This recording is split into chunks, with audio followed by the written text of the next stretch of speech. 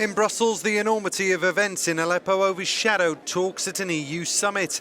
Invited into the heart of the European Council by President Donald Tusk, the mayor of eastern Aleppo begged leaders to be courageous and send forces to monitor the evacuation of civilians still trapped inside the city. The EU has largely been sidelined during Syria's civil war, something Tusk admitted with regret. Faced with the brutality of the Syrian regime and its supporters, notably Russia and Iran, we are not as effective as we would like to be. But we are not indifferent to the suffering of the Syrian people. We will exert pressure on other global players who are present in Syria using all available diplomatic channels.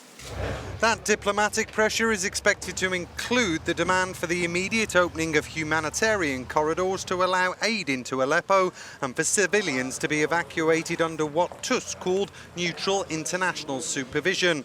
From Brussels, our correspondent says, after 1 year of peace talks on Syria, backed by the US and Moscow, the fall of Aleppo has shown the failure of that diplomatic effort. Time is running out for the Obama administration and its European allies to broker a solution.